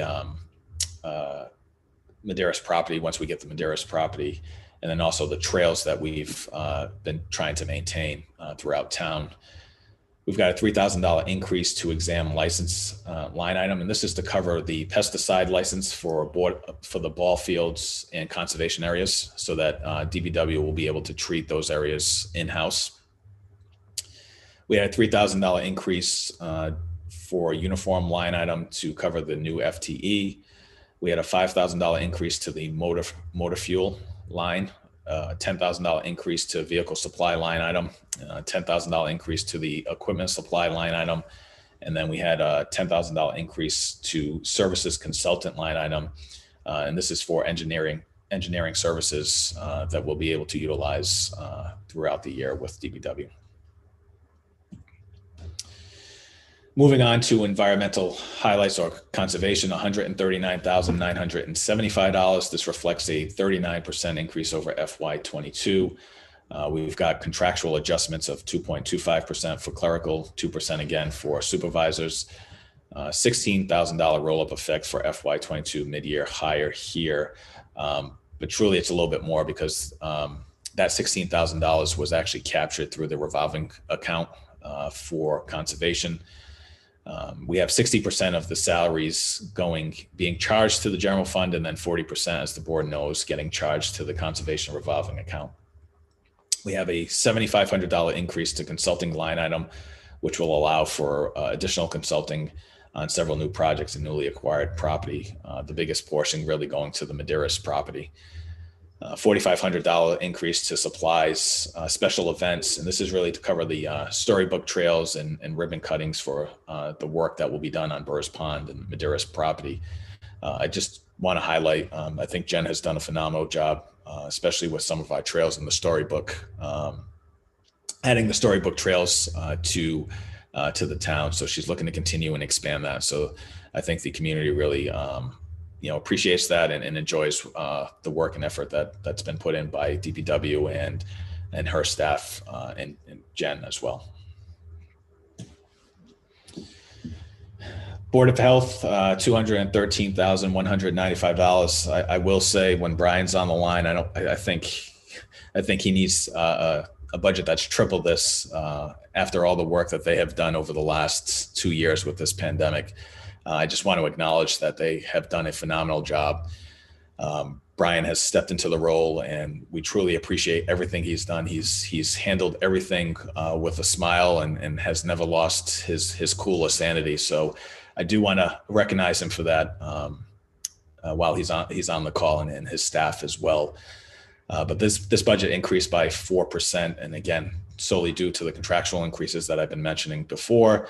$1,200 increase in uniform allowance that's required by the collective bargaining agreement, and then $900 increase to cover costs for additional conferences and seminars for himself and his assistant. Moving over to human services. Human services budget is $249,543. This reflects a 12% increase over FY22. Again, the contractual increases, as you can see. $15,000 increase for the outreach coordinator. And this is hopefully trying to get it from, well, it's been budgeted, but if approved, getting it from a part-time to a full-time position, as the demands have increased for the work that is being done and all the outreach that Brittany Farrier is doing with the human services in the senior center over there. She also did a phenomenal job during the pandemic, working with the seniors and those folks who are in need of services, whether it be the food pantry, and she's gone above and beyond and donated her time even outside of the scope of the office hours, the 8:30 to 4:30 time period. So that would really give her an opportunity to help do a little bit more, going from part-time to full-time. We have an $8,000 increase due to the moving of community liaison salary from the state formula grant to the general fund. So the state formula grant we were charging off the community liaison individual. And as we try to expand the services at the programs at the senior center, it makes more sense for us to take the $8,000, shift the $8,000 over to the general fund and free that up for additional programs. And that would allow us to really kind of minimize the cost associated with these programs for the seniors and those other folks that are actively participating in the programs that are coming forward. Veteran services, $206,367. This reflects a 2% increase over 22. It's a cost of living adjustment of 2%, and then $2,500 increase for the veteran services other line, which is to cover the cost for increased flags. Everything else has been level funded. And then library services, this budget is $1,062,401. This reflects a 0% increase over 22 as we're still in negotiations. There's no salary adjustments here for that staff at the library. This does meet the municipal appropriation requirement and the materials state requirement of 16%. And just as a reminder, the MAR, we need to meet the MAR to keep our certifications and be eligible for funding that comes in and grants for this coming through the state. And essentially, if anybody's interested, the formula for the calculation for figuring out what the MAR is, it's just taking an average over the last 3 years in terms of what's been appropriated to the library, and then multiplying that by 2.5%. So they want to see a 2.5% increase on that. Shifting gears over to fixed costs, debt and interest coming in at $2,927,883. That reflects a 29% increase. And this is due to the bonding for the Aiken expansions, the Senior Center Phase 2 and the South End Fire Station. Other fixed costs, $12,133,558. That's a 6% increase over 22. The pension being a big piece of that is $3,471,949. That was an increase of $106,000. We have $699,000 set aside for liability insurance. That covers our workers' comp, unemployment, medical claims, et cetera. We have $7.3 million for health insurance. That's a 6% increase. And we've been lucky over the last 2 years. If nothing's been a blessing through this pandemic, I think this one line item we've really kind of stabilized this because obviously a lot of the costs that we typically incur because of elective surgeries were minimized over the last 2 years because those services weren't rendered. But now we're starting to see the health insurance numbers increase again. So we are seeing that 6% increase. And then we had $612,000 for other fixed costs, which are payroll taxes, things of that nature.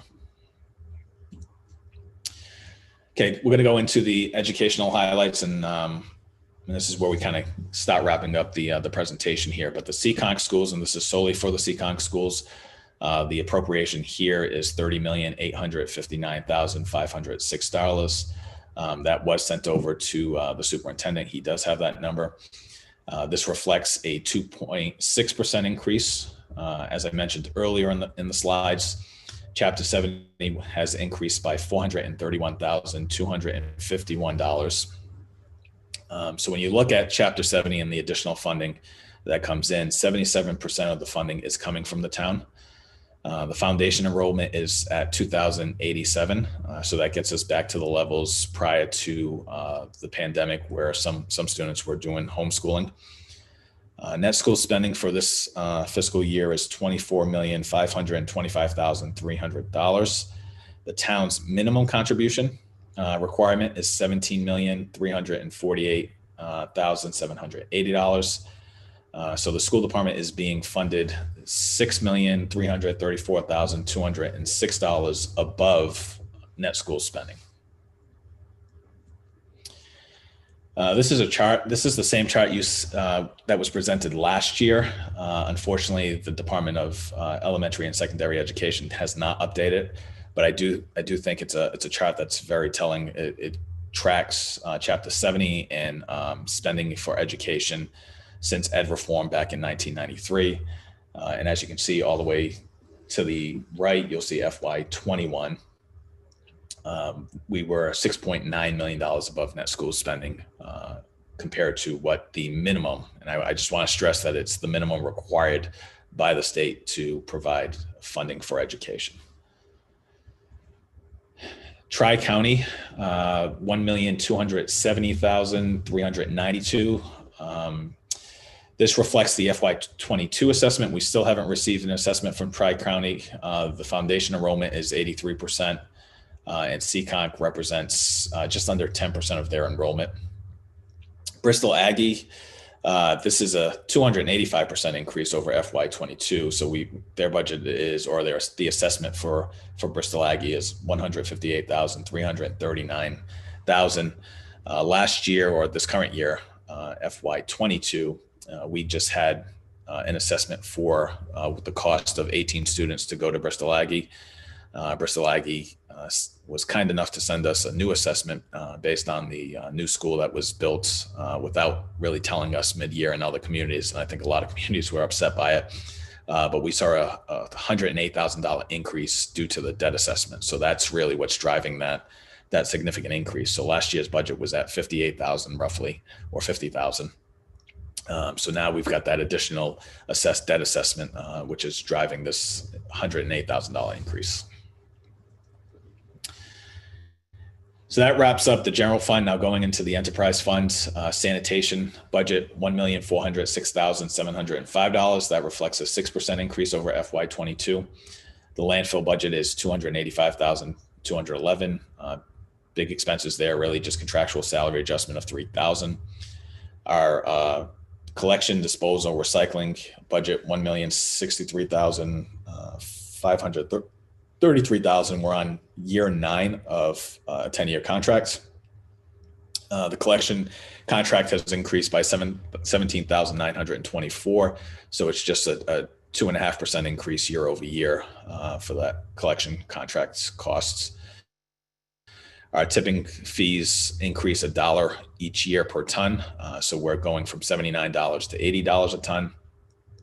And then the big increase here is the $55,000 increase in disposal costs, and that's solely due to the tonnage change. And we had the tonnage change actually occurred last fiscal year, or this fiscal year 22, and we're really capturing it now in FY23. So that's driving a $55,000 increase. And then the indirect costs, these are charges that we come up with and charge the enterprise fund for services that we're eligible to charge for, like the collector's office, a portion of my salary to various work and things of that nature. So this will come in as revenue into the general fund. So we'll be seeing a transfer out of the sanitation. So it gets charged as an expense, comes into the general fund as a revenue of $57,960. And then with that wraps up the presentation. So I'll open it up to any questions. All right, Mr. Kadim, thank you very much. Very thorough, as always. Nice job. Thank you. We're going to open this up to board members, and we have from FinCom, we have Mr. Salisbury, Mr. Yan, and I know in the attendees, I see Mr. Duquette. If you have a question, just unmute your phone and you can ask a question. But I'll open it up right now to any board members. And mind you, I have a different screen here, so I'm having difficulty. I have a question through you, Mr. Chairman. Okay, Mr. Petronio. All right, so through you, Mr. Chairman, Sean, the sanitation, we're 9 of 10. Is that 22 is 9 of 10, and then 23 is 9 of 10. Okay, so in 24, we're going to start the renegotiation for the tipping fees and stuff like that. So that next year budget was what we're going to be concerned about, right? That's correct. And typically, I mean, when you start looking at 10-year contracts for sanitation, it really, it gives you some consistency over and controlling costs. Typically the disposal companies will make money. I will tell you that we have significantly benefited through this contract because of the China sword, with all the significant increases in disposal costs, especially with recycling. So this 10-year contract really truly save the town a lot of money in terms of that. There's ABC tried to get out of their recycling contract, change the pricing associated with it. We've met with them several times and held our ground, saying that we weren't going to change it and take on any additional costs.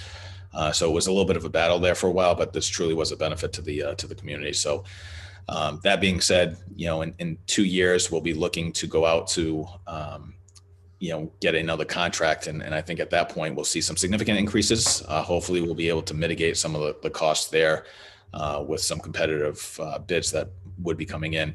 I will say that we don't have to go out to bid. This is exempt from 30B, but typically you would hold it and have a competitive process so that we can get competitive rates. So that would be my suggestion to the board. Okay, fair enough. So that's not a question for this year. That'll be a question for next year. Correct. Excellent. Anything else, Mr. Petronio? None at this time. I yield the floor. Okay, thank you. I'm going to go down my list here. Mr. Zora, any questions? Yeah, I have a couple actually. For the high electric at the public safety, I brought up a few years ago when I first got on about the solar panels for the carports, which they did all in Rehoboth at the school departments. Should we be looking into that again? Yeah, that was part of the, if we recall, I think it was a couple of meetings back, we had talked about with Mr. Beauchamp and the Energy Committee about trying to look at the solar panels at the landfill, the old landfill on 114A. Part of that is going to include trying to see whether or not we do carports. Back in, I want to say it was 2015, 2008, 16 maybe, myself, Mr. Cabral, we had Amoresco come in to look at various ways to try to kind of reduce our energy footprint. And one of those discussions were potentially having a carport behind public safety. So we can revisit it. At the time, it didn't make sense based on payback periods and some of the things, how the programs are working there from a financial standpoint. But we will be revisiting it when we start looking at that landfill. I believe at the time I brought it up years ago, Dayton Rehoboth had theirs paid for by some company. And then when we looked into it, I believe that initiative was already over. So I believe that's why we didn't pursue it as much as we liked. Also, for DPW, we put 4 foremen. We're up in the more up to from 2 to 4 for position ranks. Is that accurate, or moving out, no, there's no, it should, we currently have, it should probably said 3. I'm sorry, it should have been 3. So we're looking to have one of them be facilities. So we need a facilities foreman. So the way we budgeted it was we had an operator in there originally.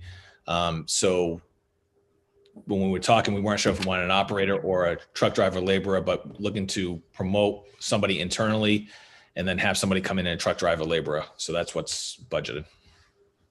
Okay. And then just to touch base on the trash, and years ago, Seekonk used to do their own in-house recycling. It was cheaper back then. And there's now the time where, call it a year, 2 years out, to start looking into start preparing our things to go out to bid, or looking at used trash trucks to do it all in-house, or is it too premature right now? I guess I would say it's a little early now, but I would just throw my 2 cents out there. I don't know that we want to take it in-house. Communities are starting to move in a different direction. I don't know if trash is the business we want to be in.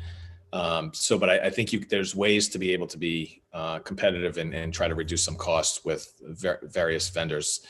And some of it may be not to have the same vendor that comes in and takes trash. You can do a transfer station, things of that nature. So I think there's some discussions that we'll need to have, but I think it's a little early to really kind of discuss that now. All right. Then the last thing I noticed, the town clerk's looking for a $6,000 increase on her pay on top of the 2% that she gets with the collective bargain. Is that? Yep. No, she doesn't get collective bargaining. So she just gets a typical raise that mirrors what they get, right? Correct. She has one staff member who's in the union, and then her increase is solely voted on at town meeting. So she did provide comps from other communities, and this position is a little tough because you run the gamut from other communities as to those that are elected positions versus those that are appointed. Then you've got full-time versus part-time, and then you've got town clerks who, because communities are so small that they actually serve as a town clerk for 2 communities. So it becomes a little bit challenging to kind of get where they are from a salary standpoint. But when we start looking at the salary adjustment based on comparables, I think it's a reasonable increase, whether or not town meeting supports that. She did provide me with, and I can share it with the board, a list of additional tasks that she has acquired throughout the years that really kind of justify her reasoning behind the $6,300 increase. Okay, we don't even have department heads making that much money. Just so you know, I'm sure you're well aware. So I don't know what the increase is coming from. I get comparables, this and that, but seems like an awful lot of money. I'll forward to the board what I was presented, so that you have it. All right, and I'm all set for right this second. All right. Thank you, Mr. Zora. Mr. Andre, do you have anything? You're on mute. Still on mute. I said, no, I interjected with questions when I had them, and a lot of the questions that I had were either already answered or included in the presentation that was given, so I'm good. All right, thank you. Next on my line here, Mr. Salisbury, FinCom. I do not have, actually, that's a lie. I do have one question for you, Mr. Kadim, and thank you for the presentation. I appreciate the thoroughness of it and how in-depth you get with everything. Thank you. As far as debt and interest go, do we have anything that's retiring soon? And do we have anything new that's coming online soon? Yeah, so we have the, and I can forward that over to the FinCom. We do have the retiring debt, so you can see exactly what's coming off. So we do have debt that's retiring, and then we're adding to the list that I had mentioned was the Aiken School Senior Center Phase 2 and Fire Station. Thank you. But I can send you the list of the retiring debt that will show you everything that's ritiring and what we have on there. I appreciate that. Thank you. That was the only question I had. Thank you, Mr. Salisbury. Mr. Yan? Just going back to the line item for the $10,000 for playground maintenance, can we get some background information on that? Yeah, so we have folks come in just to make sure that they everything's tightened up. So it's just a service agreement to make sure that the bolts are screwed. And then the big piece is really just staining the wood that's there to make sure that it's not chipping. That's where those two line items, well, those two items account for the 10,000. Thank you. You're welcome. Thank you, Mr. Yan. Mr. Duquette?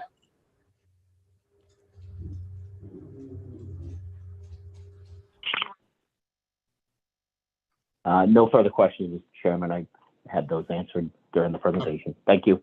Great, thank you. All right. I had to skip over Mr. Healy. He had to step away for just a brief moment, but that being said, are there any other questions from others? I think Mr. Zora? All right, yeah, I did have one more question. Sean, as far as the line item under the police goes for vehicles, given the current situation with the vehicles in general, we put stuff on order for DPW, all types of departments. We just received a vehicle from fire that was allocated over a year ago. Does it make sense to use some of that money as we just got a couple meetings ago for the from the tax reserves to go ahead and order more vehicles so we're ahead of the game? Because we just got, the last email you sent out was we just received 4 vehicles, or maybe it was on the monthly report, but they were ordered a year and a half ago, I believe 2 years ago, because just because of the whole supply chain issue. So does it make sense to go ahead and place a double order It's not like we're gonna get 6 vehicles in one shot because, it could be, a year and a half out at this point. Yeah, let me just let me circle back with the chief and the deputy chief on that, just see where they stand with it. But I will say that the supply chain is still the same. Vehicle orders are still a full year out. But I will, knowing that, I'll have a conversation with them and get back to you on that. All right. So I know you said they had something on hand, an administrative vehicle on the lot, but Yeah, that's even a year out as well, close to a year.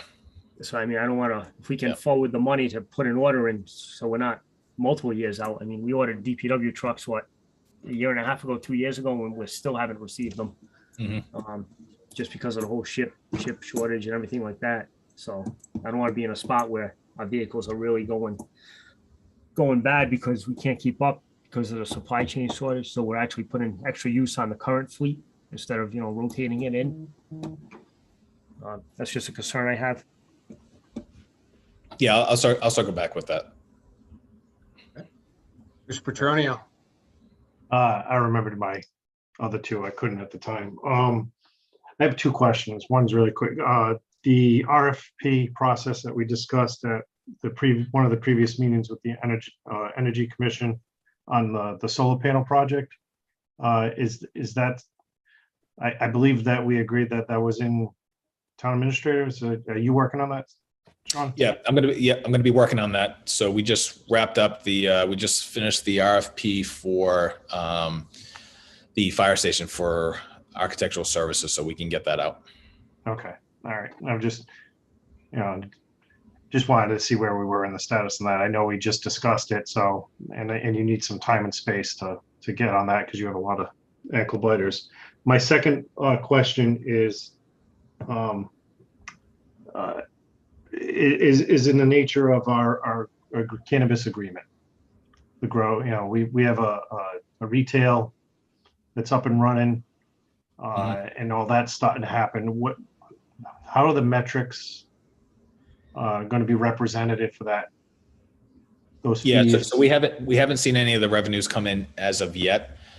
So I'm not sure how well they're doing in terms of what we'll be receiving. But overall, as the revenue comes in, it will just flow in through the general fund. So it'll be a local receipts associated with that. Okay. And then from there, we're really setting that aside, and the intent from the board, at least the direction they had given me early on, was to set that money into the building and infrastructure improvement stabilization account. So we'll identify that and make sure that as part of free cash that's going into that account. So I'm hoping by next quarter we'll see our first report from the state in terms of the revenue that we'll be receiving from that one retail shop operation that's open.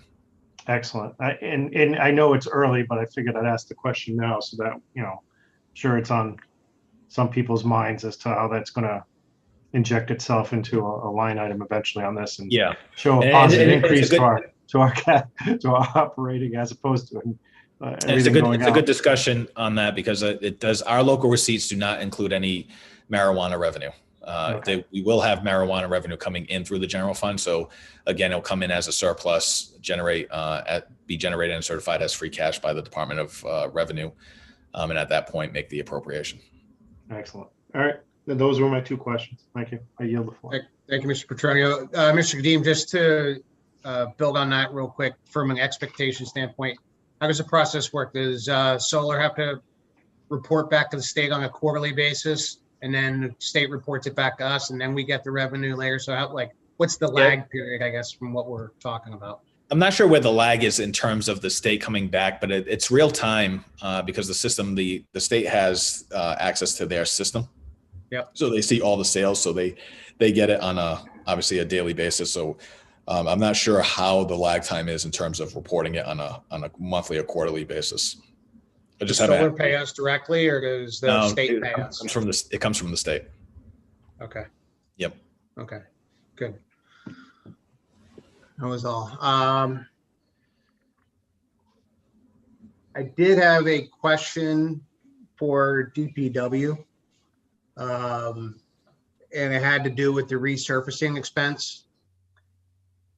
So in looking through the budget previously, Yeah, I know we had to increase the last couple of years. In part that we've had some roll up of projects and that we also have made the decision to, particularly last year, to abandon the chip seal process. But the amount has now remained the same at 119, where previously it was at 84. Are we getting the same road coverage, same number of road coverage? And I see Mr. Gabral's on, if maybe it's a question for him, but just curious in terms of what we're getting with the new change in the number.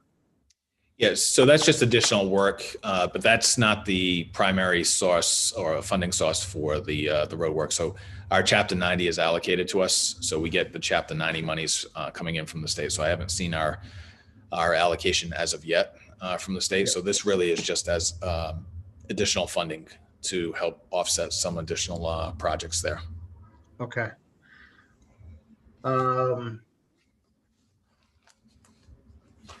And then can you just speak a little bit more, and also this is another DPW, but just really the plan over the next 3 years with the substantial personnel. I say substantial, I probably it's overstated, but there is a personnel increase going on with DPW over the course of the next, call it 3 years. What's really kind of driving that? So I think a lot of it is right now is staffing levels are just not optimal for what we have currently. So I think it really is playing a little bit of a catch up in terms of the staffing that we needed. And Mr. Cabral can jump on and speak a little bit more to it. But when we were having conversation, it really is, there's a high demand for the recreational fields that we have, additional catch basins and road work that they actually do and perform. So then there's also the building projects, the buildings that are coming on. We've got new buildings and the demand for building facilities. There are requests coming from the police department, animal control. So there are a number of different projects, and I really never do TPW enough justice in terms of trying to identify the amount of work. So that's why I want Dave to really kind of jump on here and have some conversations with it. But and then street sweeping programs, things of that nature. So when we start talking about the trails, we've got the Burrs Pond that we're going to be looking to get fixed. We currently just had a kickoff meeting with regards to additional some state grants that would help us assess the dam project over there.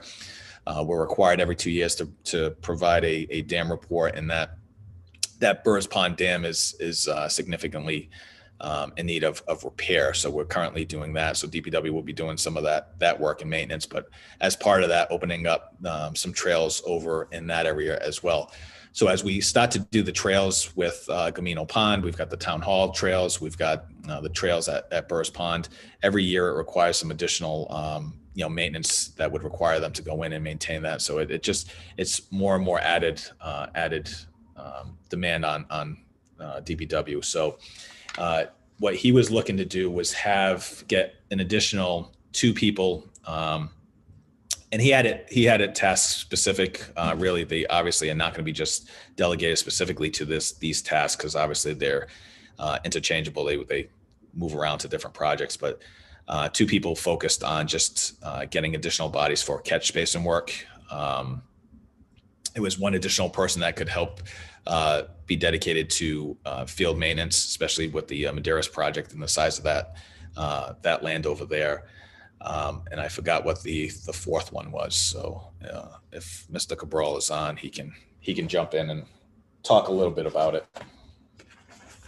Yeah. So thank you, Stephen. To Mr. Kazim's point, we have had some lengthy discussions on the demands on the department, and the most substantial or immediate need would be for our facilities.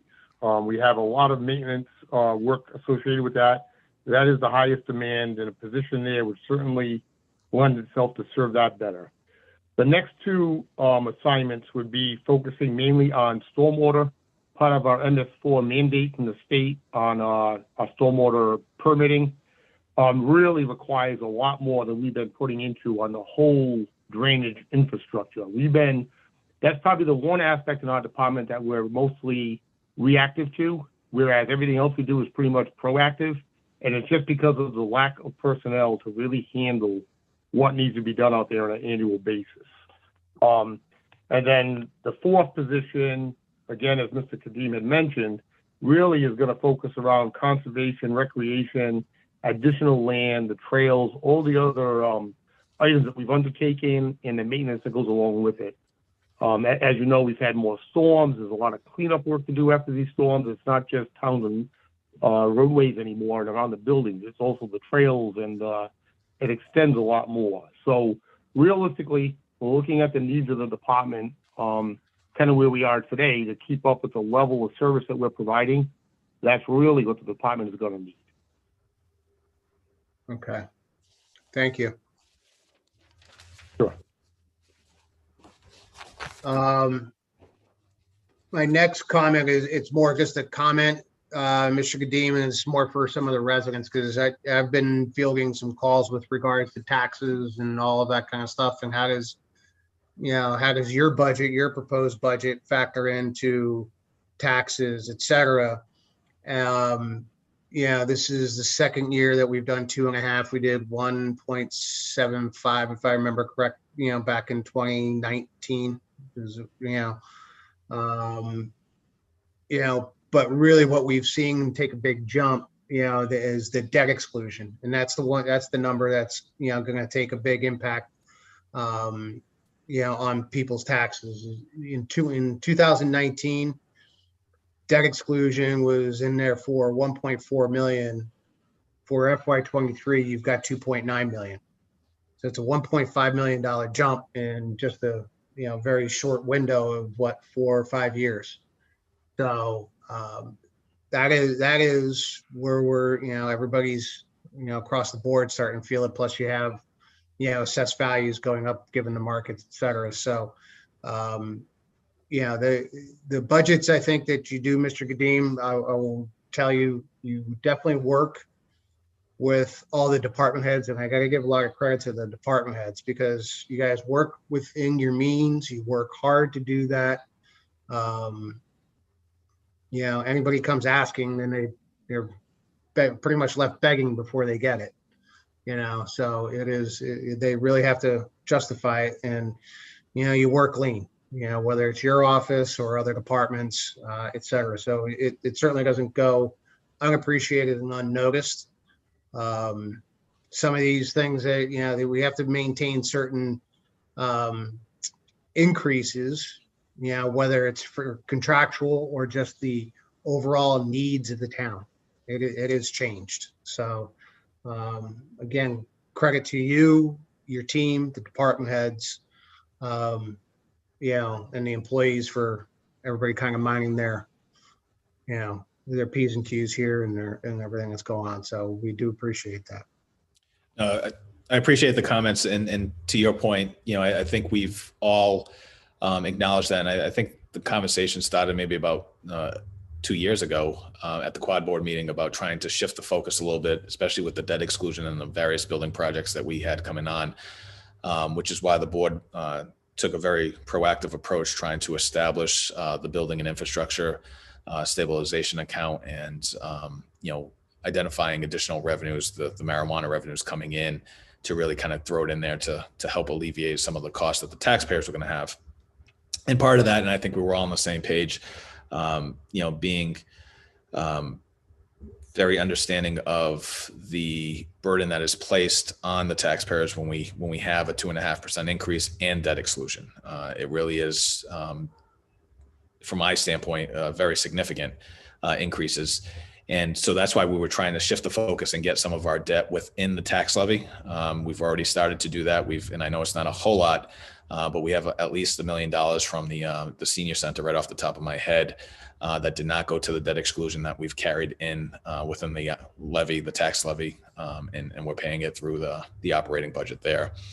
So we'll continue to try to work that and be cognizant and appreciative of an understanding of the fact that the tax rates, we can't see those significant increases and continue to go to the debt exclusion. And it's unfortunate right now especially with the real estate market the way it is, that valuations are going to be increasing as well.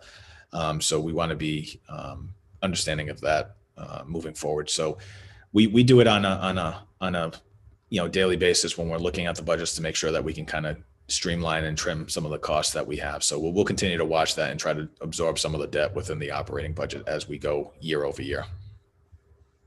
I appreciate that. As we know, we got plenty of residents out there that are feeling it, and particularly, they're feeling it this year. And from the looks of things, it's going to be a big hit in the pocket next year too. And I had a very informative conversation with Ms. DeFonts, and as she, put it to me perfectly, which was, hey, this is the assessments and the values themselves are lagging. So it's always going to be a year after the fact. And so even if the market goes down, you're still paying for the year before. So it's just how it works. Right. Yeah, So, and that's what I was going to say. You're about a year and a half lagging when you start seeing the real estate market. So the market's hot right now. So until the market drops, you won't see that for at least a year and a half after the market starts to I guess tail off, for lack of a better word. All right. So just want to make sure that the residents out there that are watching were understanding of what goes into it and what's also impacts. It's not just going up 2.5%, but there are a lot of other impacts to the taxes and how it's affected. So if there are no other questions, I'm not seeing any other hands up. So if there are no other questions, I want to thank all the department heads for hopping on here tonight. We'd like to also thank the finance committee for the members that were here. Thank you for also hopping on as well. This would conclude tonight's public hearing for the FY23 budget hearing.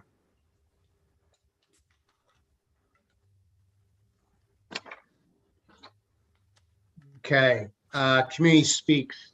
Do we have anybody else out there that has something to add for community speaks? I'll look in the attendee. And if you do, if you're on a phone, if you can, I guess you press pound, is it star Star three? 9. Star So 9. close. Star 9. I will get this right at one point in time, I promise.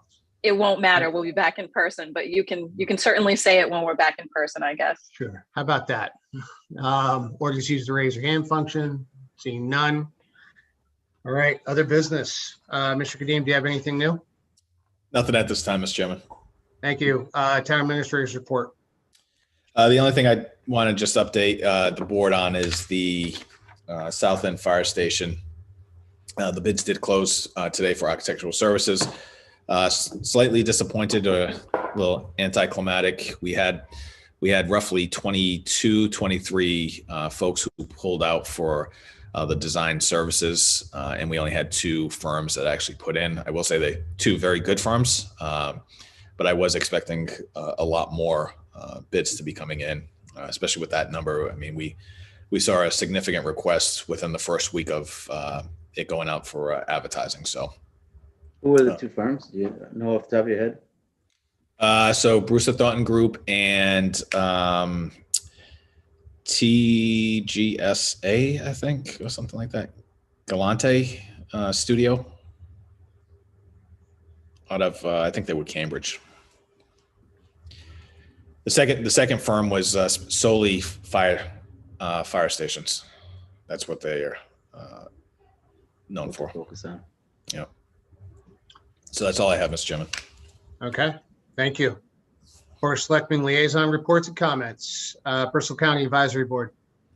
Nothing at this time, Mr. Chairman.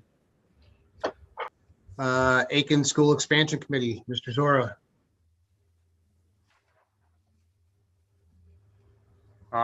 They're working on trying to still get the generator up and running. They're working with the gas company. I had reported on back a couple weeks ago. There was some valve issues and different size heads they had to change to get the compression, to get the right amount of gas in from the street in order to have enough compression so the generator would fire up. So they're still working on that. Other than that, I won't be reporting on anything until springtime when they once the ground thaws out, and they'll be redoing the whole back section with the loom and seed, which they obviously couldn't do in the winter. That's the only remaining issues at this current moment. Mrs. Zora, that's the result from, I know they were trying to fire up that generator while we were away on break. So they got no result out of it, except they need to change a bunch of things. No result. I guess there's adequate pressure coming in from the street, but when it collects to actually, for the initial ignition to start up the generator, there's not enough gas in the chamber to give it the boost. So they were going to change some valve heads and stuff, which they were working with the gas company to do. Okay, thank you. 540 Arcade Ave.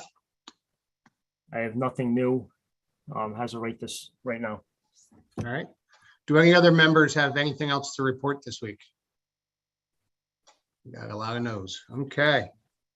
This time I'd like to entertain a motion to enter into executive session to conduct strategy sessions with respect to negotiations with Seacon Firefighters Union, IAFF Local 1931 per Mass General Law, Chapter 30A, subsection 21A3, as having the discussion in open session will be detrimental to the litigation or bargaining position of the town. So moved, Adam Petroni. Second, David Andrew. Roll call, please, Mr. Healy. Michael Healy, aye. Adam Petroni, aye. Zora, aye.